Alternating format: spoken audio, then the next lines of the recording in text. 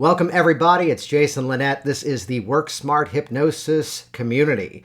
We call this opening section of any live stream. I believe the trending term for this now is, quote, the dumb stuff, which is where as I hit the button, not everybody's here all at the beginning. So to my amazing team of editors, hey, Lee, don't start the edit here, but hey, everybody, it's Scott Sandland. Oh, look at that. Look at Here he that. is. Yay, technology when it works. We'll give it about 20 seconds here, then we will officially dive in. But for the early birds, what's the huge takeaway, Scott?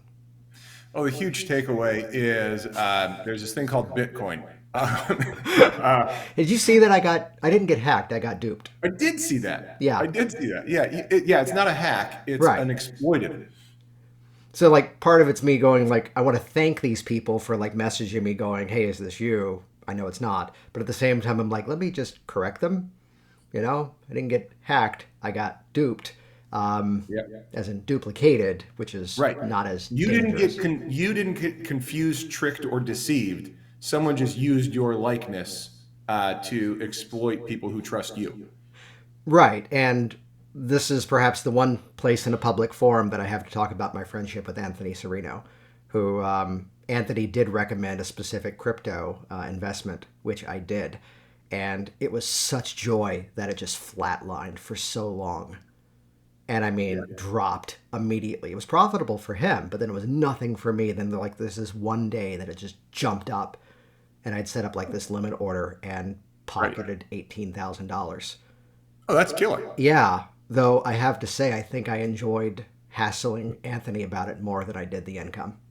I appreciate that. I would have too. Yeah, Although 18 grand's a good number. it was nice, and it came at a very specific week. I'm like, oh, this is appreciated. Yeah. It's nice And on when that those, note, like, let's those officially random windfalls. exactly. So Yeah. I'll take 8,000 and a little bit further hassling. We'll settle there. Here we go. Right. Lee, let's start the official podcast edit here. All right, welcome everybody. It's Jason Lynette. We are live streaming this right now to the Work Smart Hypnosis community on Facebook, which if you're not yet a member, head over to the show notes of this episode. That's where you can see exactly how to join, though. Hey, it's not just me here. I'm joined by Scott Sandland. Hey, everybody. And Scott, for those that perhaps have been practicing hypnosis inside of a cave and are not yet familiar with your story, you've been on several times here over the years. Could you introduce us yourself? Tell us a bit of your story. Sure. So I've been a hypnotherapist since 1998. My dog is asleep because he's sick of this story. I was the hypnotist who was on the drug rehab centers, clinical teams, inside a dental office, inside a doctor's office, had a private practice, and had a clinic where about a dozen hypnotists were working for me. And then I got to bring those people and train those people and bring them in and work with the USC and UCLA schools of dentistry. My big thing is clinical teams and bringing in hypnotists to be part of larger teams. And then I built a thing called HypnoThoughts.com, which for many years was the #1 hypnosis website on the planet and the largest free resource in the history of hypnosis. And then I turned that into a conference called HypnoThoughts.com or HypnoThoughts Live, which is now, you might have heard of it. It's the biggest hypnosis conference in the world, and it's this summer in Las Vegas. Is our 10-year anniversary. Nice, nice. And let's do like a quick recap of the other episodes rather than link to them, which we will, of course. Yet there is an interesting story as to this sort of reach out for community, and the story is to briefly why the HypnoThoughts.com website first came to be. I mean, part of it was just me looking for mentorship. And it was at the time when all we had was Yahoo groups. And they were just showing their age. And they didn't have anything like being able to embed videos. And this was pre-Facebook. Like when we built HypnoThoughts.com, our tagline was the MySpace of hypnosis. And it was, I mean, that really dates us. And no one called me Mark Zuckerberg. They all called me Tom. They were like, oh, you're the Tom of this. And I was like, yeah, I'm the Tom of this. But the idea was creating an opportunity that was a level playing field, where it wasn't owned by somebody who was trying to turn that into like a funnel for them to make them money, which is not a bad thing. It's just, I wanted to build a thing where we said, let's give everybody a fresh start, because I was a nobody. Like, I didn't have a mailing list, I didn't have a reputation, I didn't have anything. I just said, let's build a place where everyone's treated equal, everyone can come play, and it'll be a meritocracy. And a bunch of really cool thought leaders uh, joined and supported it, and then a bunch of new thought leaders were created through those conversations. Yeah, and I think what's really cool inside of that, and this is something to really highlight here, is that rather than waiting for the opportunities to arise, rather than hoping that someone would do that reach out, it's where you didn't see the community at the time, so you made the opportunity appear, which you and I have an interesting connection on. As to, I'm on HypnoThoughts.com probably about 12, 13 years ago, and I'm asking questions. And whenever I'd ask a question, this guy up in New York by the name of Michael Elner would respond. Yeah. And in my head, I'm building up this personality of this person who I have to meet. And then, of course, he pops up one day on HypnoThoughts going, my room got canceled. Who can I, which he never booked one. My room got canceled. Who could I sublet from? And we ended up rooming together a couple of years at one of the conventions. Right. And it's that sort of discovery of this community where so many of the top professionals are those people who continuously give back to the industry. Yeah. So I'd kind of ask you, and we'll come around to talking about the conference, but I kind of wanted to bring you on today to talk about legacy, as well as the growth of ourself in this industry, as well as the growth of the future of the industry. And let's say it politely, in that time, we've seen people kind of come and go, people fade away. What would you kind of say are those important factors that create that lasting value of not just staying relevant in our own businesses, seeing clients, but also staying relevant inside of a community?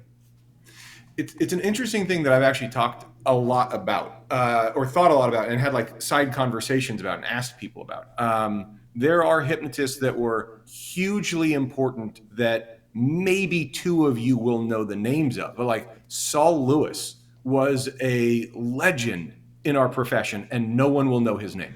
Is this where we And make sure I tell this thing that before we went live, you were telling me, it's like, can we make sure people know I'm a hypnotist?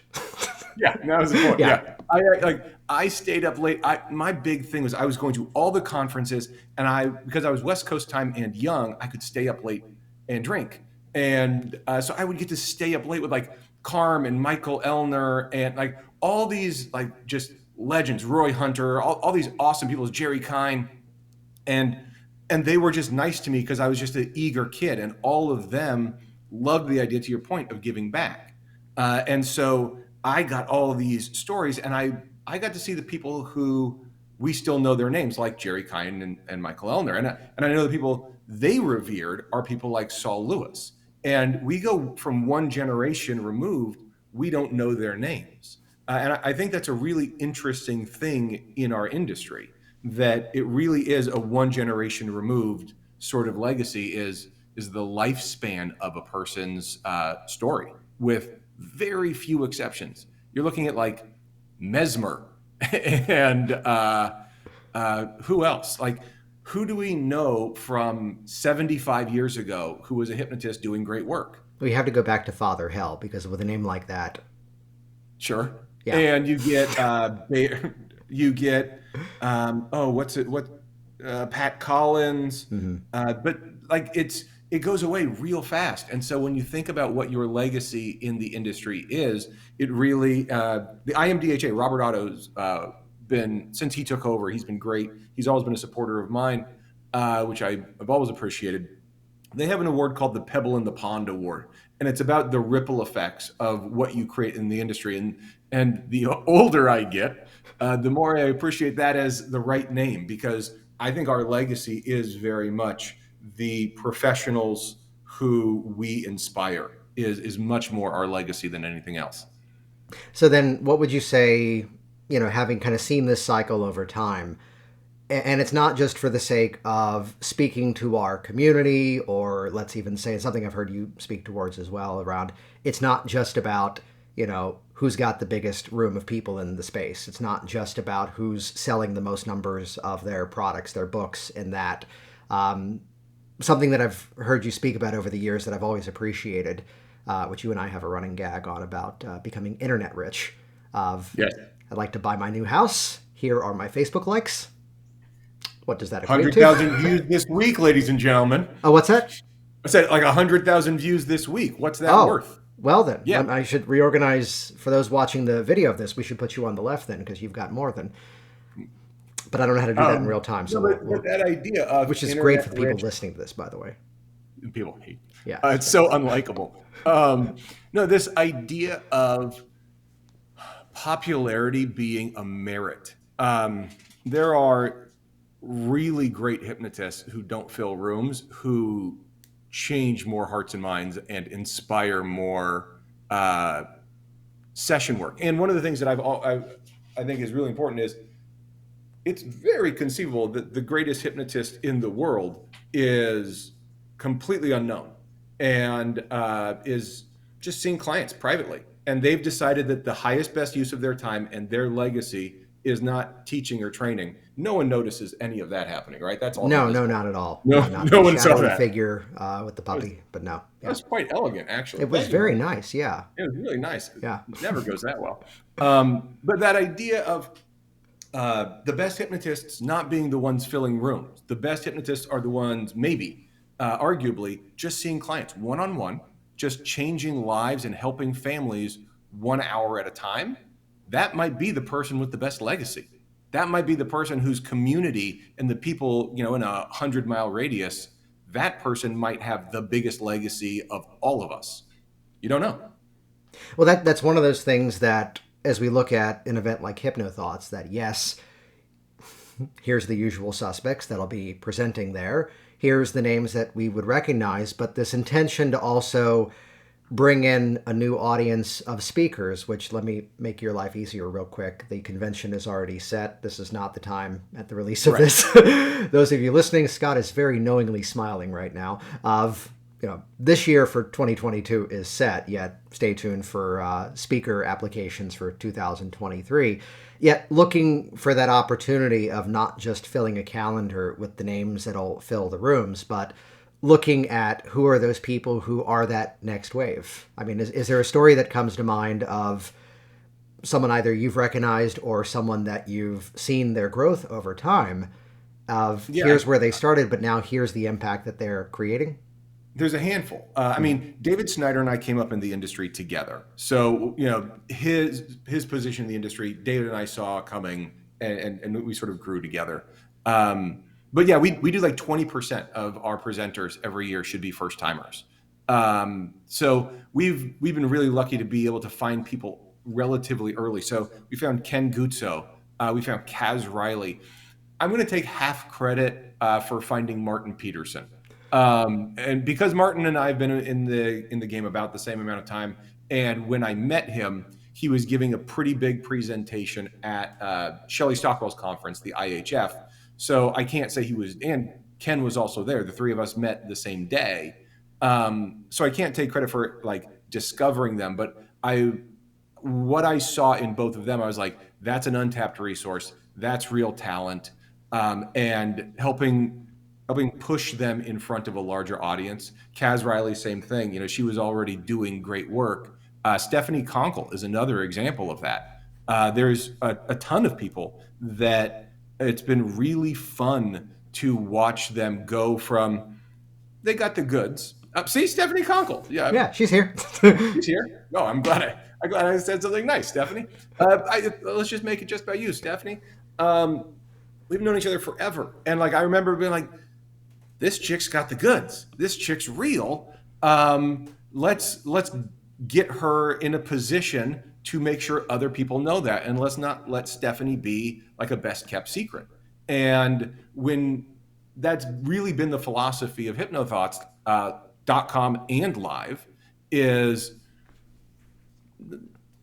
skill represents skill, game represents game. And we recognize that in each other and we honor that in each other and we seek it out. So just having these wonderful people, Ken, Martin, Kaz, Stephanie, and they're all friends because they respect each other so much. Well, that's that quote that I heard Michael Elner say at one point, which apparently was actually yours, about learn from people who disagree with each other. That was me. Yeah. Elner was my, we referred to him as my tour mentor for many years. And that guy was the best. And a lot of us have these amazing Elner stories. One of the highlights of my career was co-teaching a class with him on medical hypnosis. And the cool thing about the class was we just brought in people like that we had never met, never talked to, never heard of, who had medical issues, and they would come in, and we would, we'd take care of all the liability stuff in advance, but they would come in and we would just do sessions in front of 40 or 50 people live, and we just get to watch Elner work up close with a person who didn't know what to expect from Elner, and how he could earn the right and earn the room was just really special. Is that, I'm checking right now as we're having this conversation, does Roger Moore still sell that? Or is that still Yeah, available? I think he Yeah. does. Yeah, We will, Roger's got the DVD set, and I think he sells it. yeah, we will definitely track that down. And this is going out to a live audience. It's going to be a podcast episode in a couple of weeks. By the time this drops as an episode, we'll make sure that link is front and center, because that is an outstanding series. So then, for those that are new to HypnoThoughts, the convention, Yep. can you kind of walk us through that? The convention is a Friday, Saturday, Sunday, but kind of walk us through what happens from like really as early as the Monday before all the way till the Yeah. end.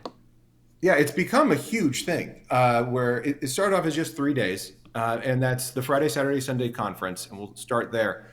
All the classes are included. So if you want to take a 1 hour class, a 2 hour class, a 4 hour class, whatever it is, just walk in. If there's a chair, you can sit there. You don't need to spend an extra 10 or 20 or 40 or $60 to get that additional training. We want you to just walk in and get the value. And if you don't like a class, okay, well, there's so much content. We have 178 presenters this year, not counting the panels. So we have a ton of variety of thought. So if you didn't like 1 hour, okay, well, there's all those other hours. And we have about 13 rooms going at all times for 3 days. So 13 rooms of choices for a full day, 9 to 6. And in the middle of that, we feed you lunch, and it's free, or it's included in your registration, but it's free. And that way, you just get to sit down with these people who you just took a class with, and you get to meet them and create relationships and camaraderie and ask interesting follow-up questions. And we've built in a bowling tournament just because we think that's a great networking opportunity. We have a pajama party, although this year we're going to make it an 80s party. I decided for our 10-year anniversary, everything should be 80s themed, because in my head, the 80s was 10 years ago. Yeah, well, yeah, absolutely. Yeah.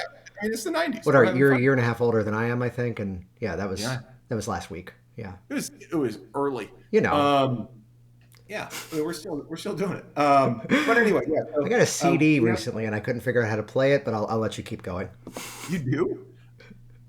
My dad was just in a car accident. He's totally fine, but his trunk was crunched, and it opened, and there were a couple cassette tapes in the trunk, and they were mine, and they were of Pat Collins.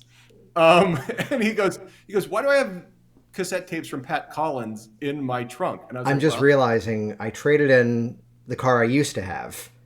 Probably it was like July. No, it was August 2019 that I got the car I have now. And it's only recently that I realized that the one CD I had in that car, James Hazelrig, put out a CD with him telling stories. And like that's the one place I still had a CD player. By the way, welcome back to Talking Technology, old time, with Scott and Jason. And no, I accidentally sold the car with James's CD in there. Well, that's a pay it forward moment. It is, and somewhere someone's now in that very broken down Scion XB going, yes.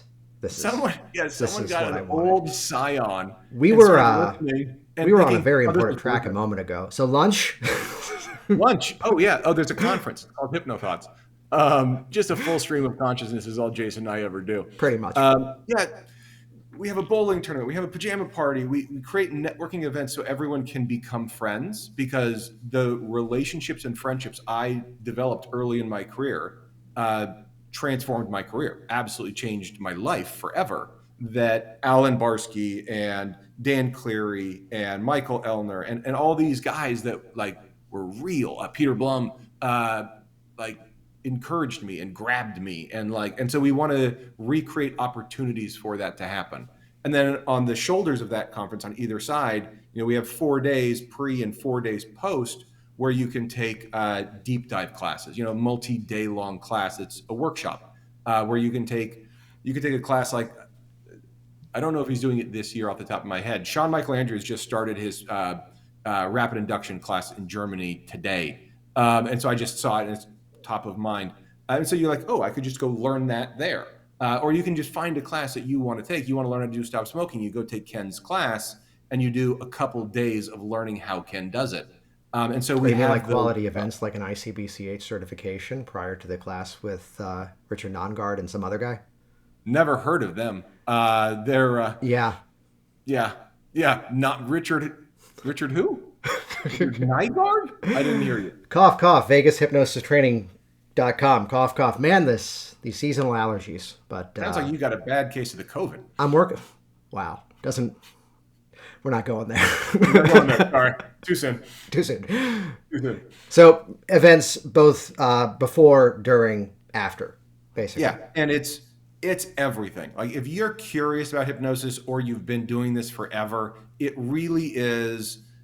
It's the conference that everyone looks forward to. Everyone gets so excited, and it's weirdly like a year-round conference just because there's always conversations going on because of it and about it.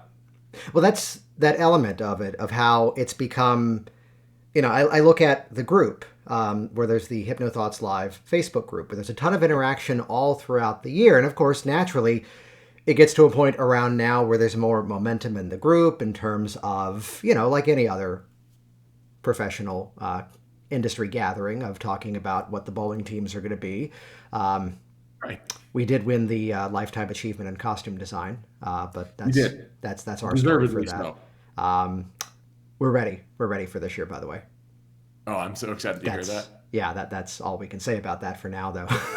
Last year's was special. I look at how, and this is something I used to say, when my career was more focused on stage hypnosis, that the one thing that made it different would be that, they would go, well, we're looking at maybe doing karaoke or having a band, or there's like this clean comedian who does stuff for schools.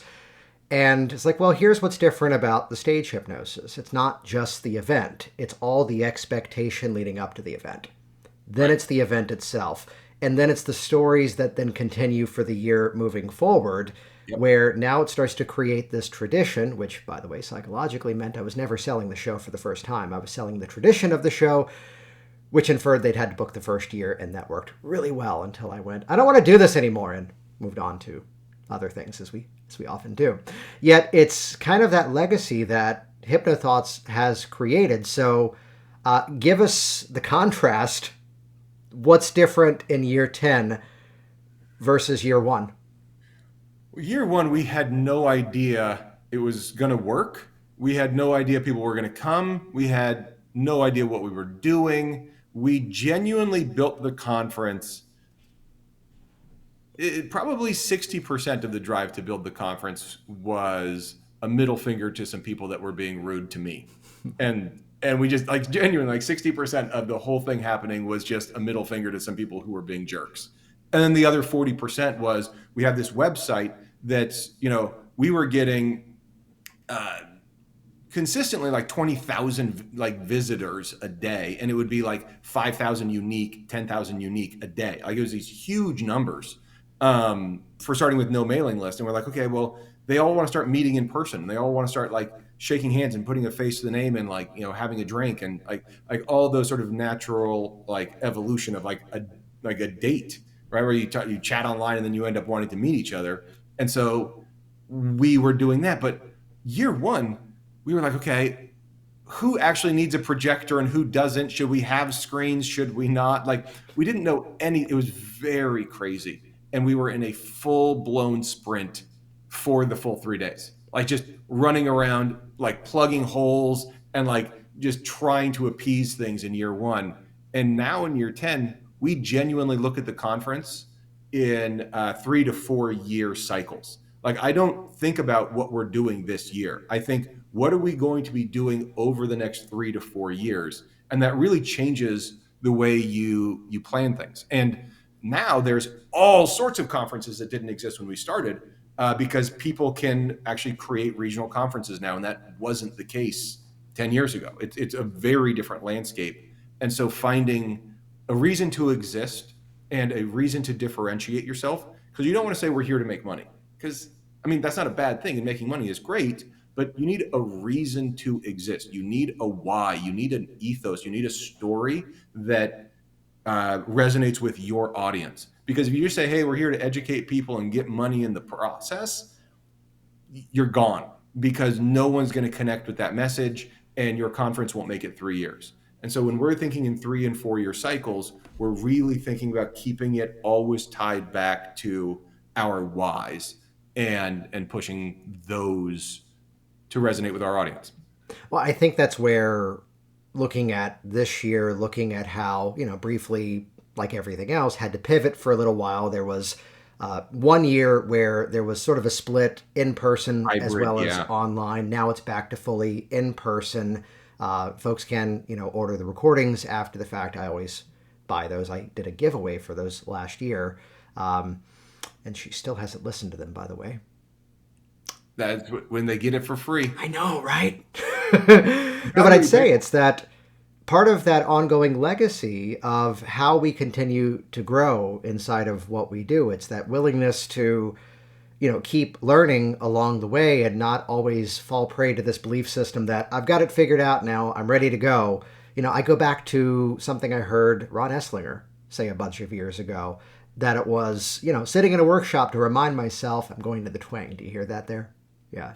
Yeah, there's a little bit in there. I go to these different workshops to be reminded of how much I haven't yet figured out. Right. And how sometimes it might be, the deeper we get into our careers, you don't need every full training to be revolutionary, which you might be calling my shot here as I tell the story of how this one line from Tom Nicoli made me a better hypnotist. And of course, Tom likes to go, 2 days, and you got one sentence. What was your sentence? You've been waiting, any sort of interactive change work, and you go for the interaction, and then they sit there quietly, and you're like, uh-oh.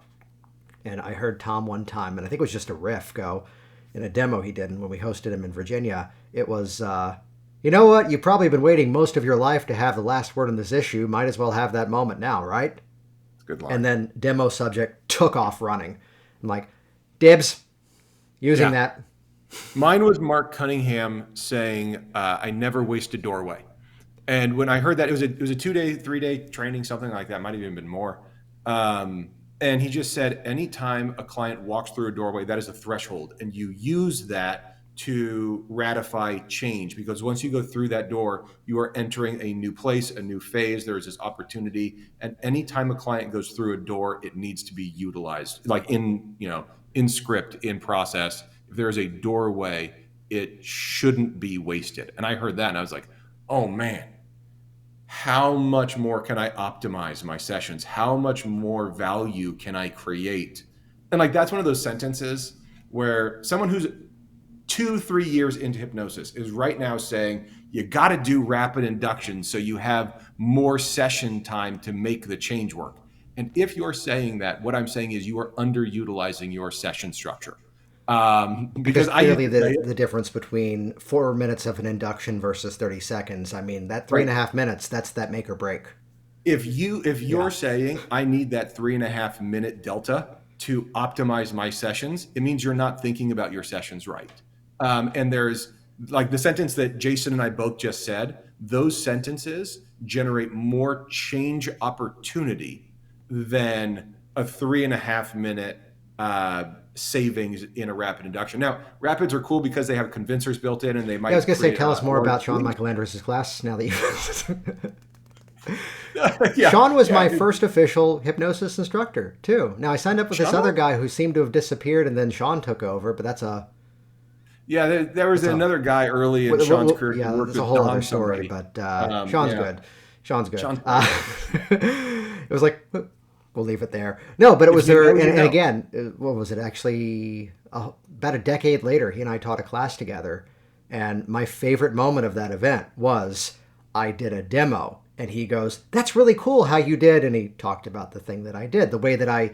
This is a big thing that I do is a lot of hypnotic phenomenon, and yet the way that everything is an asset for change. So the creation of the phenomenon takes a metaphorical structure as to what the change represents, but then the release of the phenomenon, decide for yourself what this experience means for you in terms of your ability to let go of fill in the blank issue once and for all.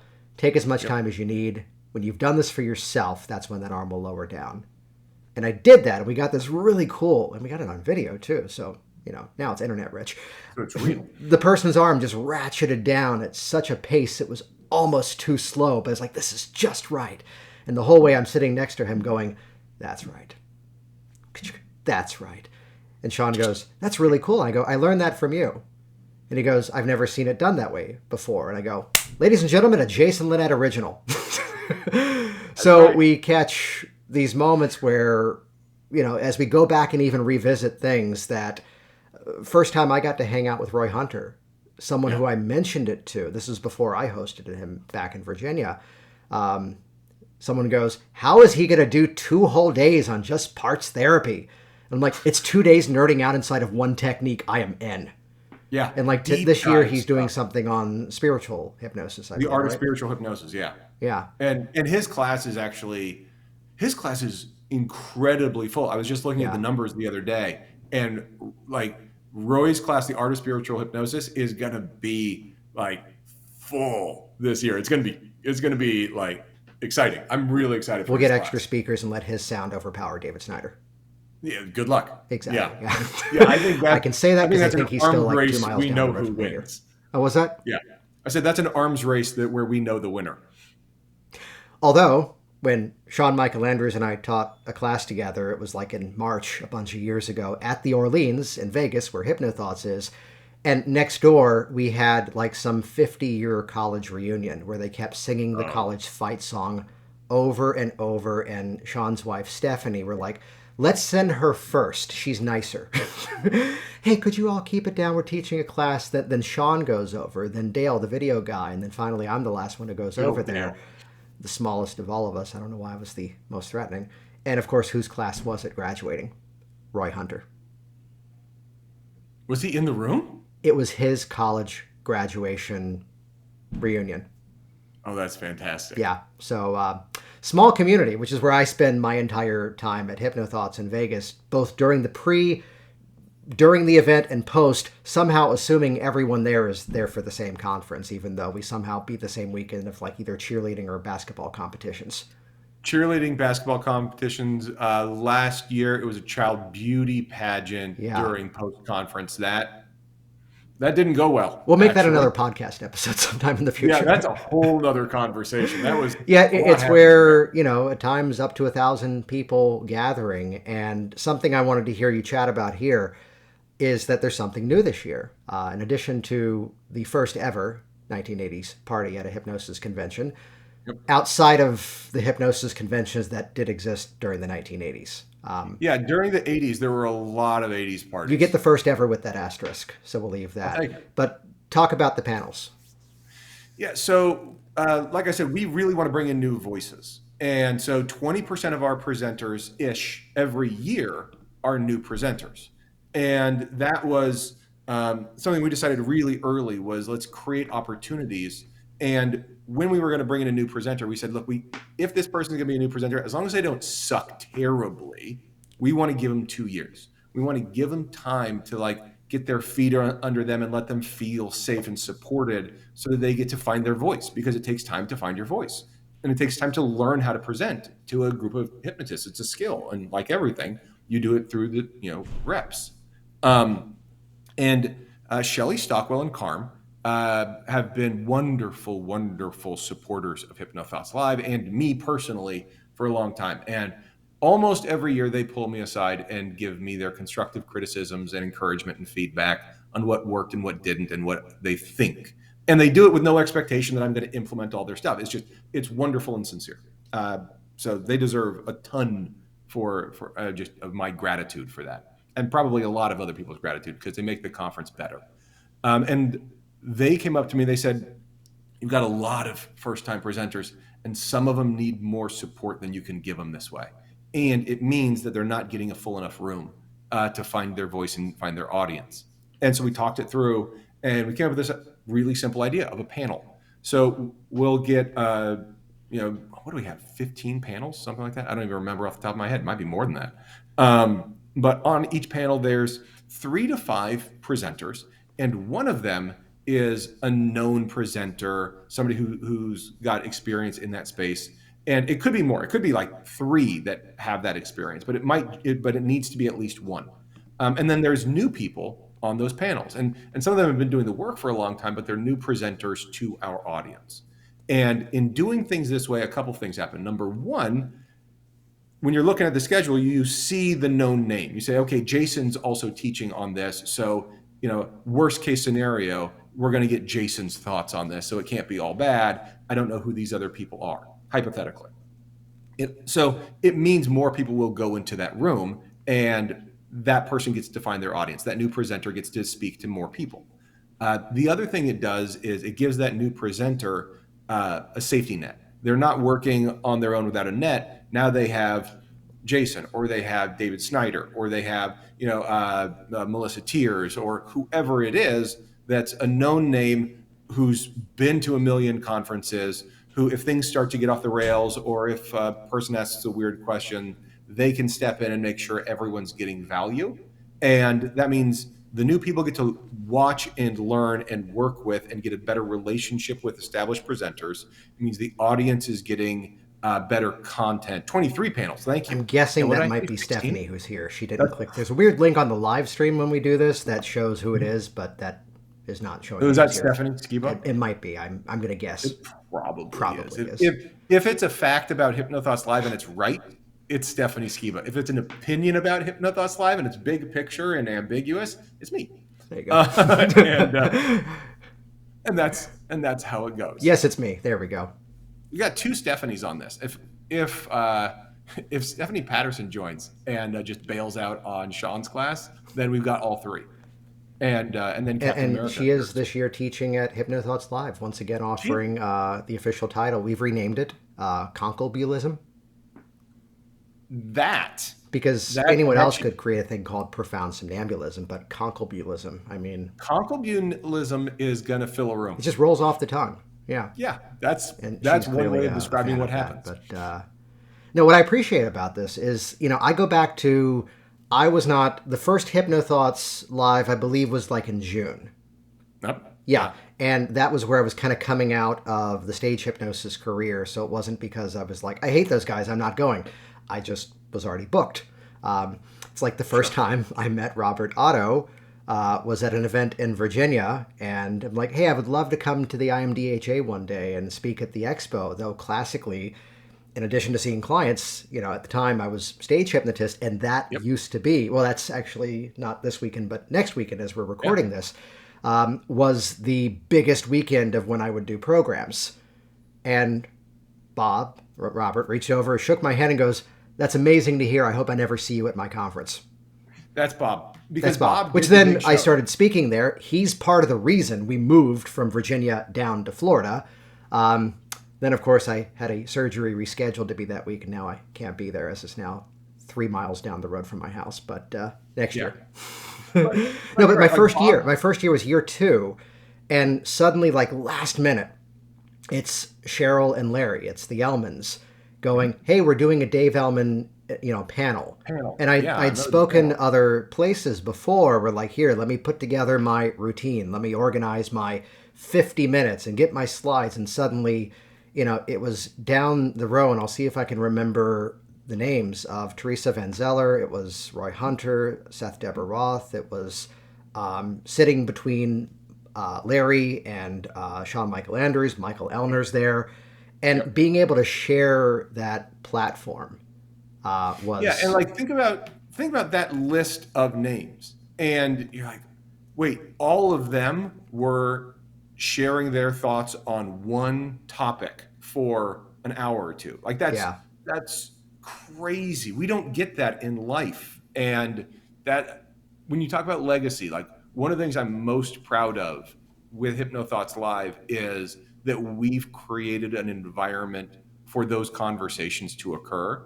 And like walking, like everyone says, the real learning happens in the halls in between classes. And I think there's a lot of truth to that.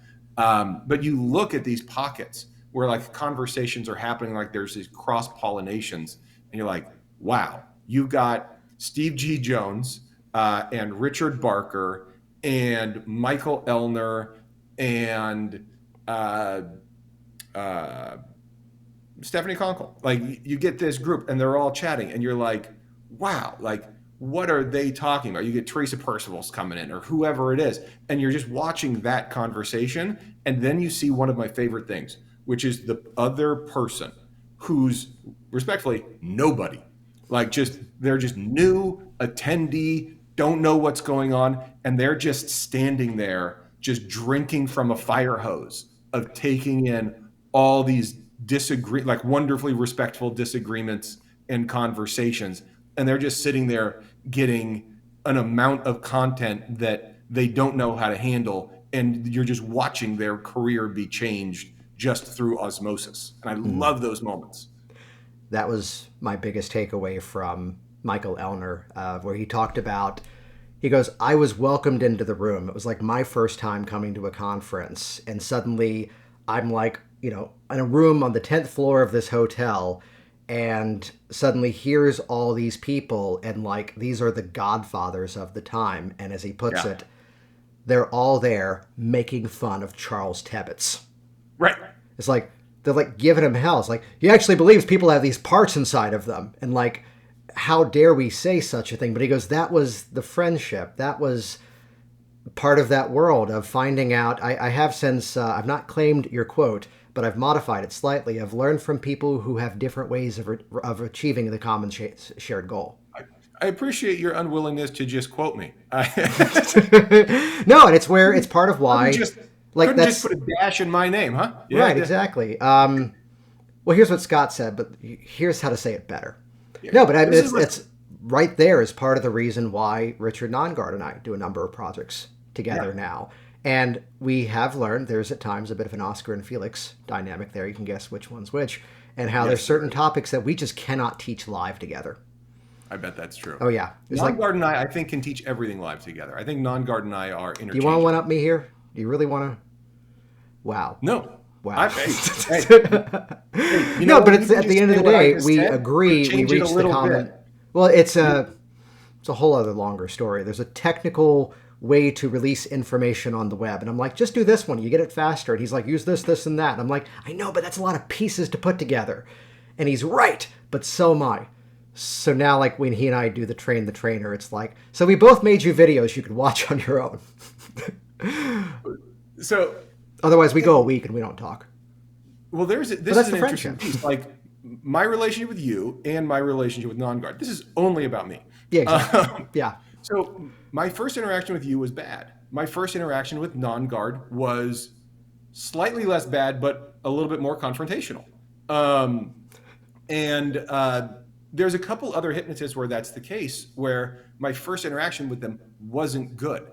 But as soon as we connected and talked about it, it immediately resolved and turned into two of my closest friendships in the industry. And I think that's one of the important things to talk about, because we all have like our quote unquote way of doing things, or we all have like our models or philosophies or mentors or whatever. And sometimes just like just skills and priorities in work, right? Like not even about hypnosis, but just about like how we do our jobs and how we show up in the world. And sometimes there's friction in those. And it's really cool to see how often, like my experience that I just said, where like you and I got off on the wrong foot. Yeah. And then we fixed it, and we've talked about that publicly and whatever. It's not interesting for right now, but then we fixed it, and then it was awesome.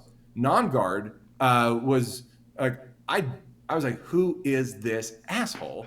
And so I called him. And I was like, or I emailed him. I was like, why can I do a thing real quick? Hey, Lee, in the edits, make sure the writers for the show notes pull that quote that Scott just said as the actual feature quote for the show notes. That's the feature just quote. got Nongard was a Never mind. Sorry. Keep going, Scott. You That's the said, one to use. yeah. Well, no, I emailed him like, why are you being this way? Don't do that. And he was like, I don't know what you're talking about. Called him.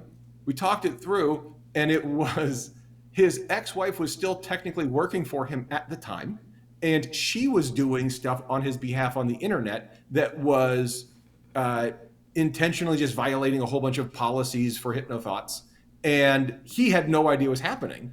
And so then we talked about it. We had this great laugh about it, and we've been friends about that ever since. And there's a ton of people where that's how things start, and then it turns out to be fantastic. And so all that to say, go find those opportunities. And somebody you dislike, go take their class at HypnoThoughts Live. It's free. You're already there. Go actually give them an opportunity, and then you'll understand why they're doing it that way. Not to change your mind, I was but about to to say, appreciate them better. Are you now telling me I need to offend more people to get a few more spots in my post conference?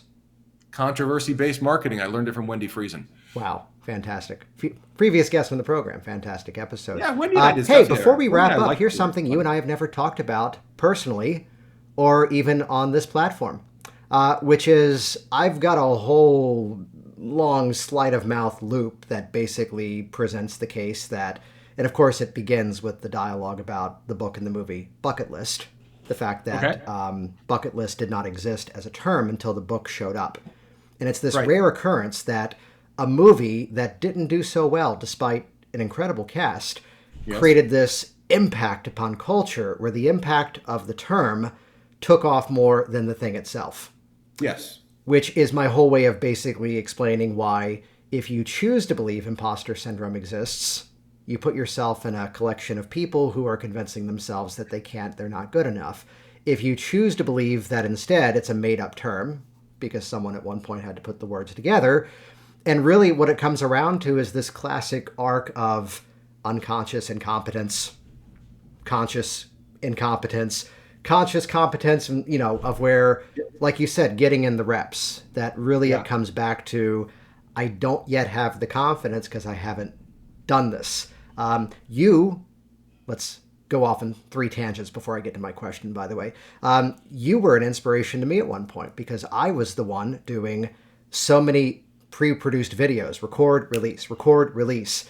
And I watched you just doing live streams. And it's where that's been my prominent way of doing stuff in the last couple of years because I can't stop and edit it. And even right now, as you and I are speaking, I've got my video editor taking a 31-minute live stream from last week, and her task is, I'm like, if you can get it down to 12 minutes, I'll pay a bonus. So it's this topic of when we hold ourselves back, when we feel like we're not there yet.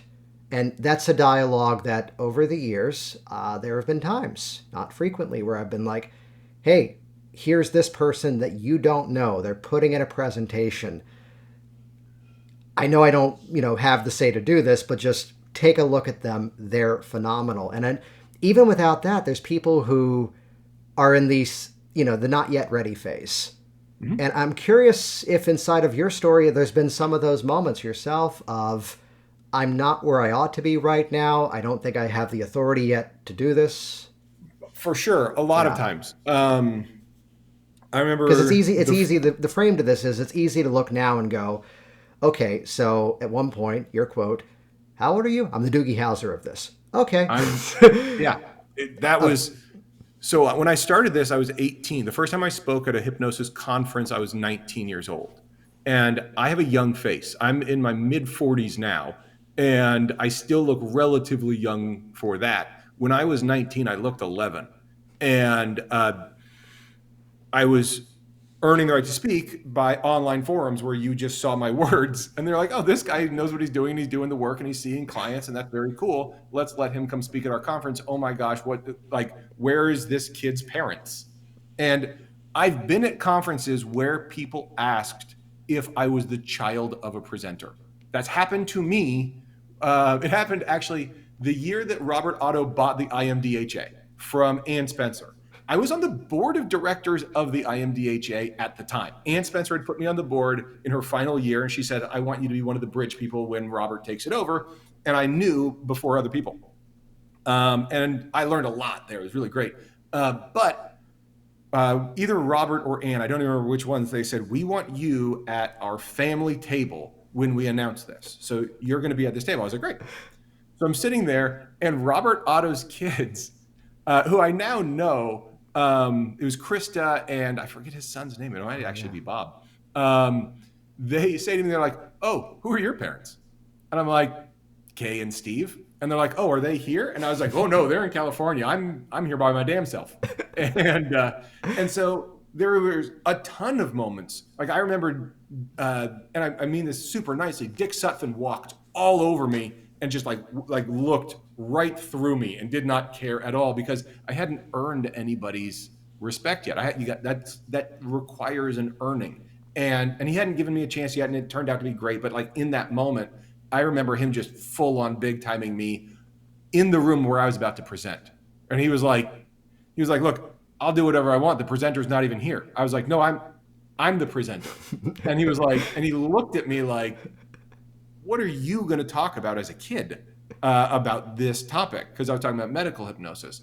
And there were so many moments early in my career where I was like, seriously, 19 years old. I was 18 going to the conferences and 19 speaking at them. And I couldn't go to the after hours events. Like there would be a thing at a bar and I was having a soda. And like there were all these moments where I was like in my room being isolated. And that's really a big part of why we make HypnoThoughts Live fun, is to create opportunities for the young up and comers who are intimidated. Oh, in IMDHA 5 or 6 years ago, I won't embarrass her by saying her name because she would be embarrassed if I said her name, but I was sitting with you and the Elmans and Sheila Granger and somebody else, and we were sitting there having lunch, and one of my students comes and sits at the bar over there. And I was like, oh, she's going to come over. You guys are going to love her. She's so much fun. And so I go over there, and she was like, I can't do it. Like that table is full of all the people I look up to, and I'm just not ready to even be at that table. And I was like, please come over and join us. And she was on the verge of tears. She's just like, I don't feel ready to talk to those people. It's too big a leap. And I said, just come listen. Like, you don't have to say anything. No one's going to like make you uncomfortable. We just want you to feel welcomed. And she said, can I come over in a little bit? And she had to like build herself up to it. And she did, and it was wonderful. But yeah, those moments where you see those icons, those luminaries. And so if I can get them to dress up in stupid outfits, then maybe we bring them down to an accessible level for all of us, and we can realize we're all having fun. Nice. Yeah, and it's not for the intention of how to become the next speaker, though. You know, inside of anybody who actively sees clients, there's something that can be shared. And like doing this podcast, the guilty pleasure for me is when I see someone who's doing something and I then send the invite over, getting the feedback of, well, why me? Well, no, I'm not yet ready for that. I'm like, no, because I saw you talk about this and I want to have a whole conversation with you about it. And there just will happen to be a couple of tens of thousands of people who will listen to it over the next month. Right. Well, I mean, that's how I got into all the stuff with the IMDHA was Jim Duncan, who fantastic human being, said, we want you to be in the IMDHA mentor program. And I was like, yes, please. Oh my gosh, I am looking for a mentor. I really would love to talk to someone about medical hypnosis and mentor me in this. And he was like, no, we actually want you to be one of the mentors.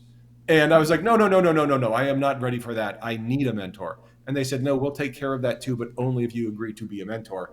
And I said I wasn't sure. And he and Michael Elner and Linda Otto physically grabbed me, put me in a room, and they said, you're going to be one of our mentors. And you're doing this.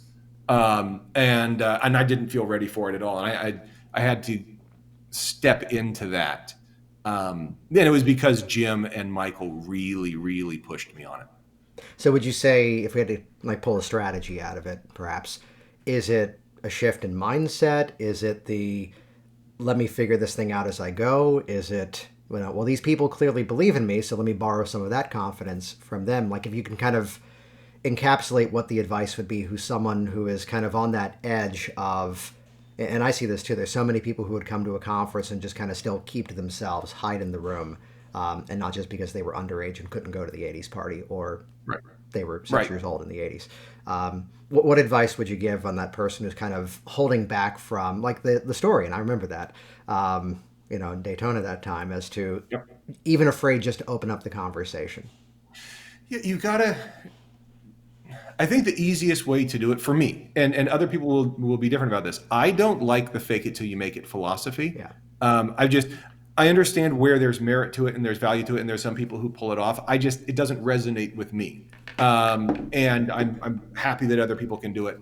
But for me, it's about relationships, and so finding the people that you feel comfortable enough approaching and start talking with them and watch how your conversation fits with them and ask them questions and just let that pocket that comfort zone of who you're comfortable speaking with get a little bit bigger and a little bit bigger, and then get that opportunity to get on a stage, especially with conferences like ours that have a panel where it's a smaller step for you. It's that incremental step where you can get that feedback. I think it's really important for us to hear each other's compliments and not just our feedback and criticisms. And it's easy to hear the criticisms. It's easy to dwell on the negative, especially on the internet. But when you're early, to seek out people that you feel are safe and are sincere in their wanting to give back, and just start getting advice. I'm a huge fan of asking for advice. One of the best assets I have in my career is my willingness to just go ask for help and go talk to people and say, how do you do this? How do you do this? Like when I was building out the clinic, I said, Jason, I know how to build referrals for me, and I know how to build a very busy private practice. But now I've got 12 or 14, whatever number it was at the time, hypnotherapists and coaches. I had an acupuncturist working for me. And I was like, I need your help with the digital systems to create funnels and email campaigns, because I need that help. And you did, and it was great. But bring it back to the people who are early and are looking for it. I would say look for the people who will pay it forward to you, because most of the best people in our industry want to do that. And get on a panel at HypnoThoughts Live. Like, just come tell us, like, genuinely come up to me and say, I have this as a goal. I don't know what I want to do or how I want to do it. One of our presenters this year on a panel, I met her last year. She was like one of the first conferences she's ever even been to. She's pretty new in her career, and she says, I have a goal of being a presenter at conferences. I want to do this. And so I said, great, let's put you on a panel and we'll help you find your voice. And she's doing that. And I won't say her name either, out of respect I'm for her. 100% certain she's here right now, but we still won't say the name. She absolutely might be. Probably. But like, she and I talked that night at the pool party that had to go inside because of a lightning storm. And then we went in and we talked. And the next day I walked up to her and I said her name and I said, hey, we were talking about this last night. I want to do this. And she's like, wait, you were serious about that? You remember me? We were just talking. And I was like, that's what hypnosis is all we're doing is just talking with intent. So let's just keep talking with good intentions, and let's get you in a position to win. And if you're one of those people who's looking to take those next steps, just find the easiest next step. You don't have to go crazy. Let's just find the easiest next step, and let's just move you through the process towards your desired outcomes. A quick share, and then we'll make sure everybody knows where to go, but we're going to surround this episode with links to the conference and all that good stuff. There's 2 moments professionally where I got upset because I heard someone else say something that I had said for years and they said it better. One of them, Anthony Jacquin, for years of like, compliance precedes suggestibility. You need someone following a set of instructions before you can then lead to suggestions. They need to follow your steps before you can lead to the next one from there. Then came Anthony, reality is plastic.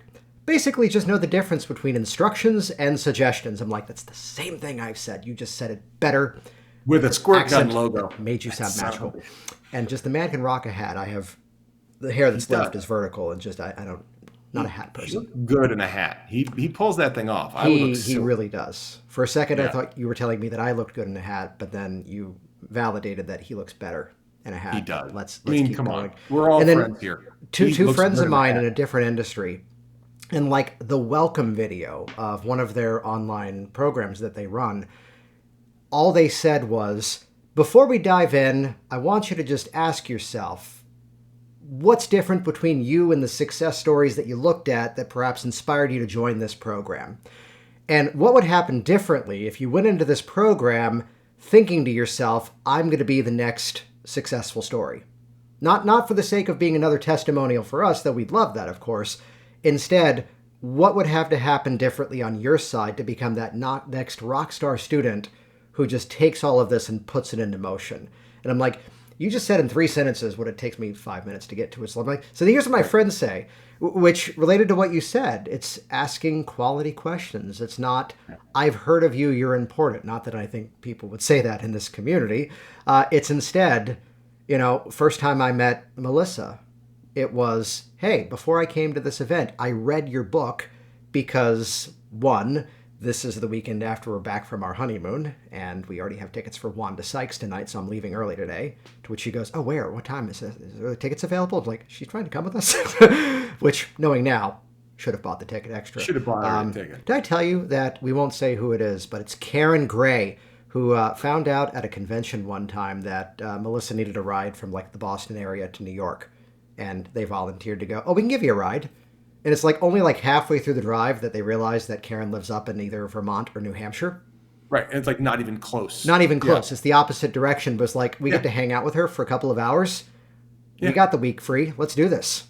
And then stayed longer. No, but back to, this preparation of asking quality questions where I knew that my first time meeting Melissa, this had to have been like 2008, was going to be shorter because I couldn't be there the entire time. Right.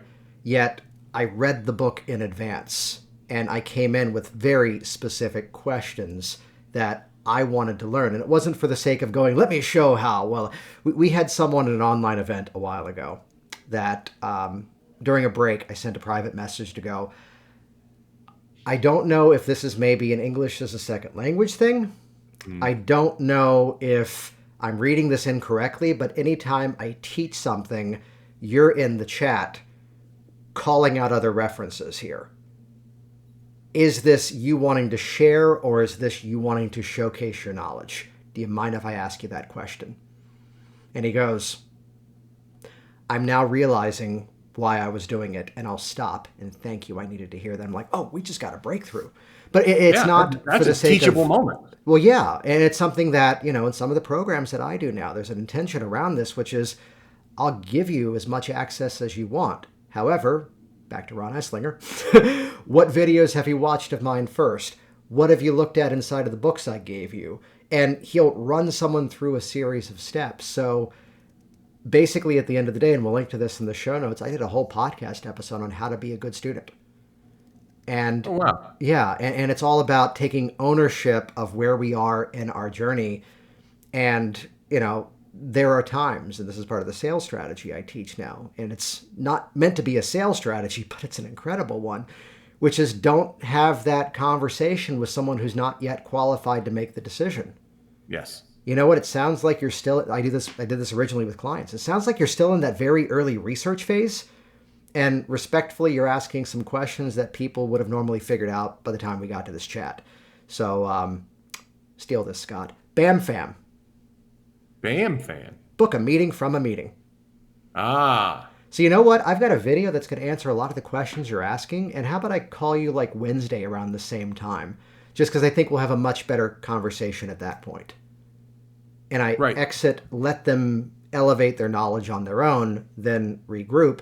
Yet it's not for the sake of, to say it politely, you'd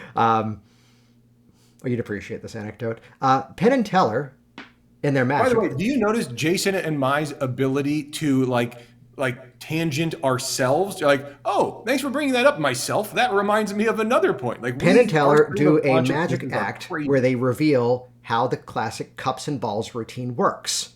I've seen this one. I know. And they do it with clear cups. clear plastic cups. But the whole thing is, and it's if you don't know the routine, it begins with 3 cups that usually you can't see through and 3 balls. And, like you do. And throughout the magic routine, the balls are magically disappearing and reappearing under the cups. And at the end of it, they tip the cups back, and there's like a giant lemon under each cup.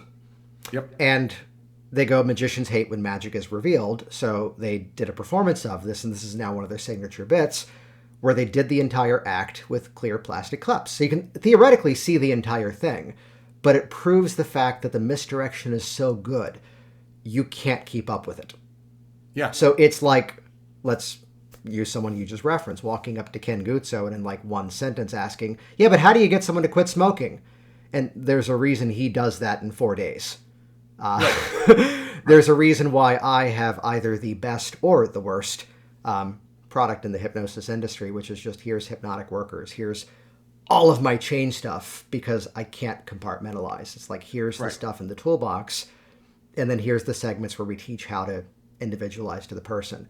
It's an everything offer, and everything offers can be confusing. And without ego, if I went, here's my anxiety program, and launched it, people would buy. Yet I go back to that Penn and Teller moment as to, well, how do you do the cups and balls? How does that work? And when they showed you, it was overload. Yes. And couldn't follow it. So that sort of foot in the door to open up these, I'll use a business term, but I'll use it towards what we do in terms of our client sessions, to scale up that sort of educational level kind of begins with taking that ownership of where we are right now and showing that ability that, I think at the end of the day, the phrase is showing that we're coachable. Being coachable is hugely important. And when you show a person, if you're one of those new people, if you show that you're coachable, if you show that you're sincere in your desire to learn and like integrate and execute, and not just like get into some like, well, I studied with this person and I know this, or check out how awesome I am, or, oh, I already knew that. We don't want that. But if you can show that you are coachable, just about every hypnotist got into this because they want to help people and make a difference. And if they think they can scale their legacy, going back, and I'll close the loop. Like when we're talking about legacy, if a new hypnotist, or relatively new hypnotist, comes up to me and says, hey, I've seen stuff about you or whatever, I want to ask you these questions. That's a huge opportunity for me, for my legacy, for my ability to help them help more people. And I can say the best use of my time in this next 20 minutes is giving that person everything I can so that they can help more human beings. And then I'm going to sincerely do that. And I don't think that makes me special. I think that makes me a pretty good representation of what most of the presenters at HypnoThoughts Live are. There are some that are going to say, well, you got to sign up for my thing if you care. Or they're going to try to, convert you into something. But almost all of them, really, almost all of them are going to say, I want to help you. And they're going to provide value. And if they have stuff, if they have books, they have DVDs, they have online classes, okay. And they'll let you know about that. But more importantly, they're going to want to provide value to you right now because they're made out of the same stuff you are. They're made out of the same desires to help. They're at a different chapter in the story, but it's the same character. It's the same story. It's the same, I want to help. And the more we recognize that, the easier it is for us to be coachable. And everyone starts at that point in some point in their journey too. Yeah. Yeah. HTLive.net. What can they look for? What should they look forward to? And I'll let you have the last words here on Final Invite. HTLive.net. We just added our full, oh man, I just forgot the name of what we just did. A whole catalog. There it is. That's a hard word. It's French. If it doesn't come from the catalog region, you didn't pronounce the UE at the end, but yeah, it's so good. Yeah. If it doesn't come from the catalog region of France, it's just a sparkling list. Yeah, we just put out the catalog so you can see the bios and the descriptions of all of our talks. We're about to do an update on the schedule because it's a little bit of a moving target. You can see every pre-conference, every post-conference. There's a link to buy the recording of every single session from every single HypnoThoughts Live in the past. So you could just go find we have hours and hours and hours of Michael Elner teaching, and you can just go buy it for a couple of dollars, and that's insanity. We have all those kinds of things that are all there on that site. HTLive.net is the place to sign up. Oh, and there's a registration code for the hotel. You guys should take advantage of our room block. We have run out many times in the past, and our room rates are crazy good. We really negotiate that down for you guys because we want you to be able to come even if you're on a budget.